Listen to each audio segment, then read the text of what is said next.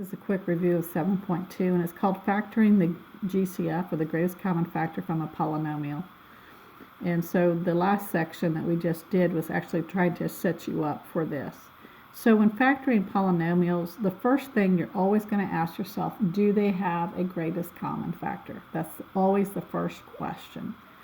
So here we have a polynomial, 10x to the fourth plus 5x cubed plus 20x cubed. S squared, excuse me. It's a trinomial, 1, 2, 3, 3 terms, right? And we want to find out, is there a common factor that we can get in each one of them? So basically, you can take the 10, 5, and the 20 and see what the GCF would be. Well, in this case, we have 5 times 2, 5 times 1, 5 times 4, and this breaks down. So my GCF, they all have a 5 in common, right? And here's a 2, but there's no 2 here, right? So 5 is the GCF, the greatest common factor, and most of you would know that. So the GCF is 5, and then they all have x's. They each have at least 2. This one has 2, this one has at least 2, right? So 5x squared is the GCF. So when you factor this, you're going to take 5x squared and you're going to factor it out. It's kind of doing that reverse distributive.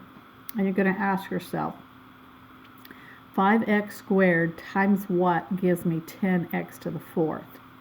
Well, that would be 2x squared, right? 5x squared times 2x squared is 10x to the fourth.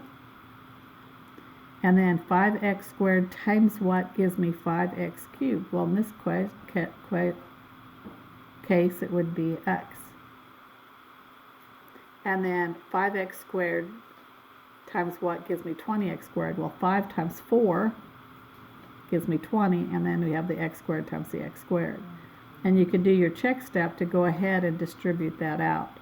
So now we have factored this by bringing out the greatest common factor. So it's kind of doing the reverse here. Normally you were given this and asked to distribute, and you came up with this trinomial as your answer. Now they're giving you the trinomial, the answer, and they're asking you to break it up into factors. So 5x squared times this trinomial would give you that. So this is how we're factoring the greatest common factor that comes out. All right, so let's look at another one. So here's a trinomial, and we're going to ask ourselves, what is the GCF? All right. Well, if you look at it, they're all divisible by 2. Would they all be divisible by 4? Yeah, A is divisible by 4, this is divisible by 4, and this is divisible by 4. So 4 is the GCF. So they all have a 4. And they all have, what, at least 3 x's? So the GCF is 4x cubed. I'm going to factor that out. I'm going to say 4x cubed times what gives me 8x to the 7th? Well, that would be 2x to the 4th. If I multiply that, I get 8x to the 7th. And actually what you're doing is you're just dividing this.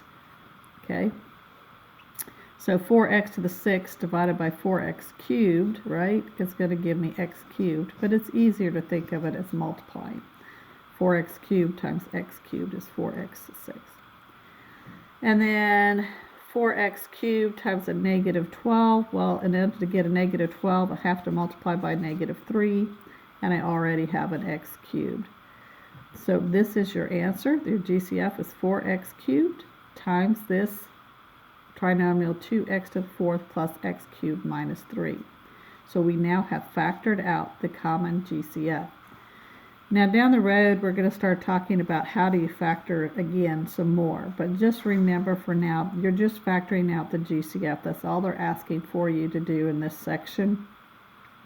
But anytime you're factoring a polynomial, the first thing you're always going to ask yourself, or you're going to do, is look for a GCF. Is there a greatest common factor that you can factor out? Okay, sometimes the answer is yes, sometimes the answer is no. And that is 7.2.